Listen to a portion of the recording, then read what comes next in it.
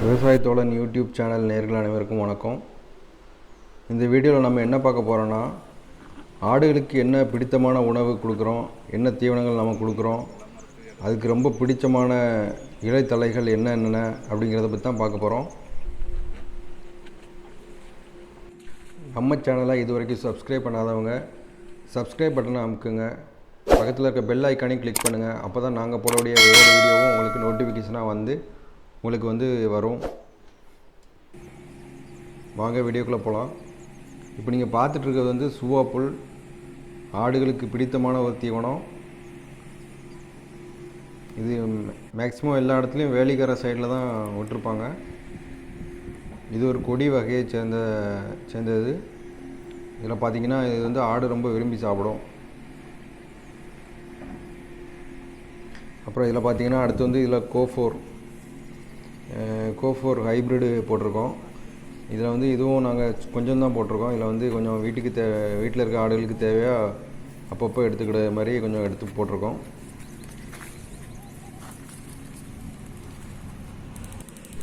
இப்போ இந்த சுவாப்புல்ங்கிற அந்த இலைகளை நம்ம பறித்து வச்சுருக்கோம்.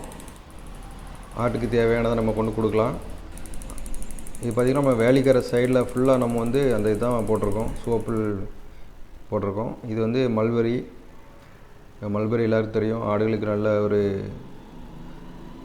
தீவனம். இந்த மல்பெரிக்கு மேலேயே உங்களுக்கு பாருங்கள் ஒரு சின்ன கொடி மாரி இருக்குது பாருங்கள். இந்த கொடி தான் மிஸ்ட்டு கொடி. இந்த மிஸ்ட்டு கொடி ஆடுகள் ரொம்பவே விரும்பி சாப்பிடும். கீழே இருந்து படர்ந்து வருது. மல்பெரி, மிஸ்ட்டு கொடி, சுவாப்புல் மூணுமே இருக்குது பாருங்கள். அதில் பாருங்கள், இந்த வேலி சைடில் தான் நாங்கள் விட்டுருக்கோம் எல்லாமே ஆட்டுக்கு.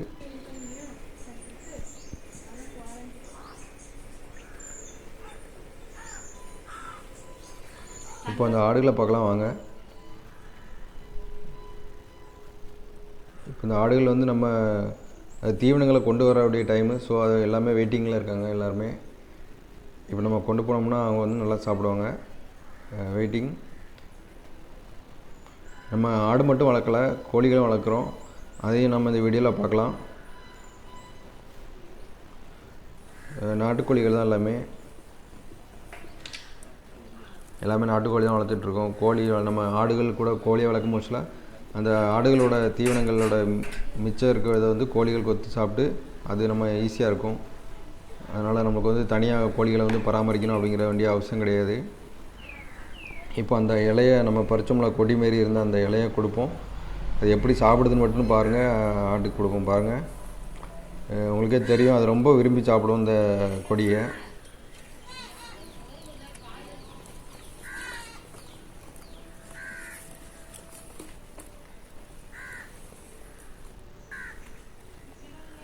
இது எல்லாமே நம்ம வீட்டில் வளர்க்கக்கூடிய ஆடு தான்.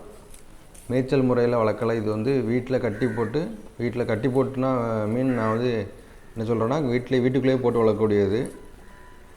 தீவனங்களை வெட்டி கொண்டு போட்டு வளர்க்கக்கூடிய ஆடுகள் தான் எல்லாமே. இந்த கொடியை நல்லா விரும்பி சாப்பிடும். எந்த ஒரு இது இல்லாமல் சாப்பிட்டுட்டே இருக்கும் பாருங்கள்.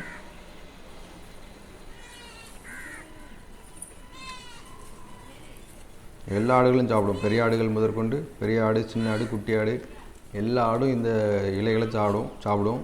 நம்ம இதனால் எந்த ஒரு பாதிப்புமே கிடையாது. இந்த கொடி ரொம்ப டேஸ்ட்டாக அதுக்கு பிடிச்சிருக்கு. ரொம்ப அந்த வெள்ளாடுகளுக்கு ரொம்ப பிடித்தமான ஒரு உணவு, தீவனம்.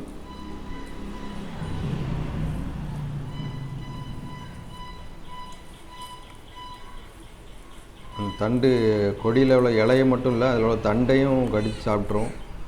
அதில் எதுவுமே மிச்சம் வைக்காது. நம்ம சாப்பிடும்போது கீழே விழுந்தாலும் ஆனால் அது ரெண்டாவது மறுபடியும் எடுத்து சாப்பிடும். இது எல்லாமே நம்ம வீட்டில் வளர்க்கக்கூடிய ஆடுகள் தான். அவங்கள பார்த்தாலே புரியும். இது ஏன்னா கீழே கொஞ்சம் சிந்தி இருக்குது பாருங்கள். அந்த இலைகளை கோழிகள் கொத்தி சாப்பிட்ரும். எதுவுமே இங்கே வீணாகாது. ஆடுகளோட மிச்சத்தை கோழிகள் சாப்பிட்ரும் கண்டிப்பாக.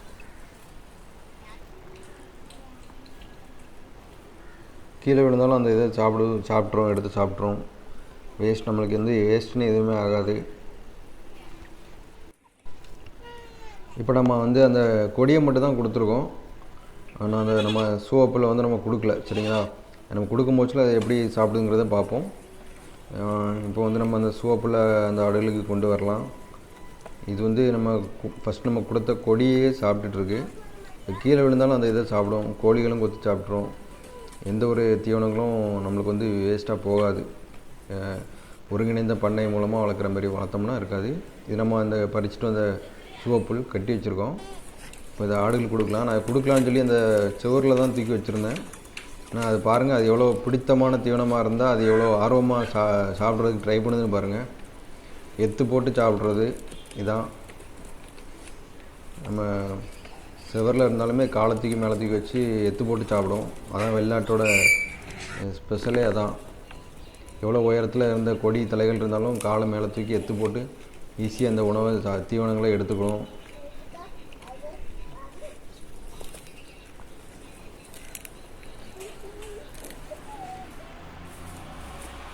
அப்புறம் அதில் மரத்துலேயே கட்டி வச்சுட்டேன் தீவனங்களை. இப்போ அது எப்படி சாப்பிடுதுன்னு பாருங்கள். ஆடுகள் எல்லாமே எப்படி இந்த சோப்புங்கிற அந்த இடையை சாப்பிடுது பாருங்கள்.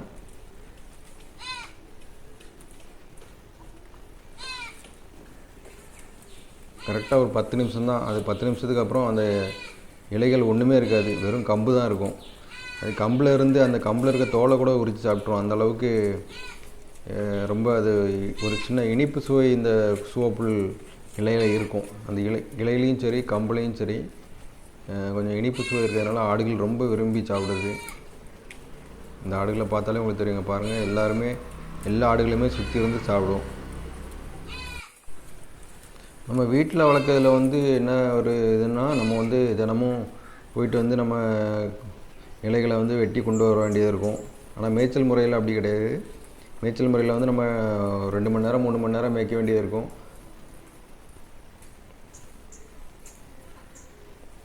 நம்ம கட்டி போட்டு ஆடை வந்து வீட்டில் போட்டுட்டு நம்ம இலைத்தலைகளை பறிச்சுட்டு வந்து கொடுக்குறதா இருந்தால் அதுக்கு வந்து நம்மளுக்கு வந்து 1 ஹவர் இல்லைன்னா அந்த மாதிரி தான் தேவைப்படும். நம்ம ஆடை கொண்டு போய் மேய்க்கிறதா இருந்தோம்னா எப்படியும் ஒரு 4 மணி நேரம் 5 மணி நேரம் மேய்ச்சா தான் அந்த ஆடுக்கு வந்து வயிறு வந்து நிறைஞ்ச மாதிரி இருக்கும். இது எல்லாமே எங்கள் வீட்டில் வளர்க்கக்கூடிய நாங்கள் ஆடுகள் தான். எல்லாமே நாங்கள் வந்து இலைகளை கொண்டு வந்து தான் போடுறோம். அது சாப்பிட்டு எப்படி இருக்குன்னு பாருங்கள். எல்லாமே தரமான ஆடுகள் தான். எந்த ஆடுமே ஒரு மெலிவாக இல்லாமல் எல்லாமே நல்லாயிருக்கும்.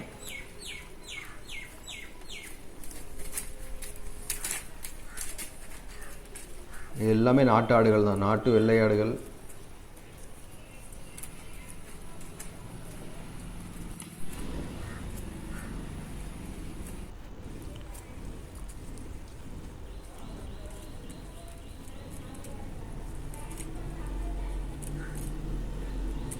ஆடுகளை பாருங்கள், உங்களுக்கே தெரியும் எவ்வளோ அது செழிப்பாக இருக்குன்னு பாருங்கள்.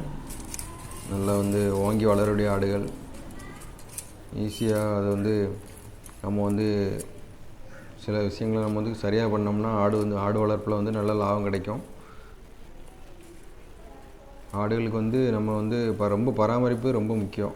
அது தினமும் 2 வாரத்துக்கு ஒரு வாட்டியாவது கொஞ்சம் தண்ணி ஊற்றி கொஞ்சம் க்ளீன் பண்ணி எடுக்கணும். நம்ம அதில் பார்த்திங்கன்னா நம்ம ஃபஸ்ட்டு கொடுத்த அந்த கொடியோட இலைகள் உதிர்ந்து கிடக்கு. அதை வந்து கோழிங்க கொத்தி சாப்பிட்றோம். இதேமாரி நம்ம வந்து ஆடுகளுக்கு போடக்கூடிய எந்த ஒரு இலைகளாக இருந்தாலும் சரி, புல் மேக்ஸிமம் முக்கியமாக ரொம்ப அந்த புல் தான் முக்கியம்.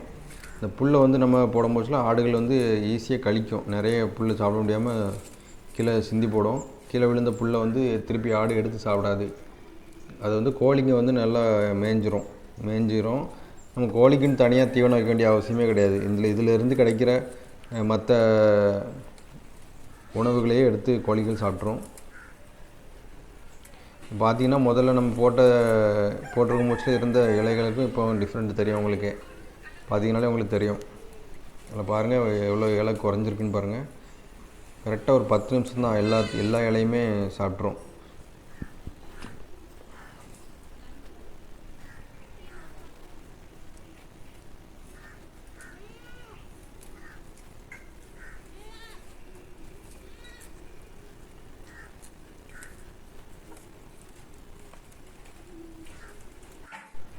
நீங்கள் இது வரைக்கும் நம்ம சேனலை சப்ஸ்கிரைப் பண்ணாமல் இருந்தீங்கன்னா சப்ஸ்கிரைப் பட்டனை கிளிக் பண்ணுங்கள், பக்கத்தில் இருக்க பெல் ஐக்கனை கிளிக் பண்ணுங்கள்.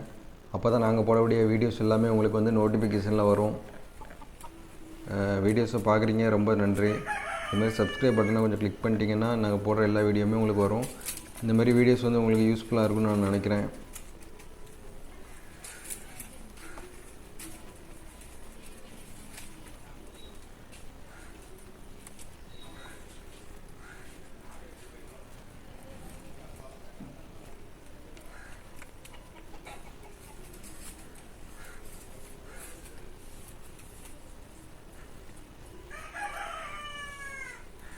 சராசரியாக ஒரு வெள்ளாட்டுக்கு வந்து நம்ம வந்து ஒரு நாளைக்கு 5 கிலோ உணவு தேவைப்படுது.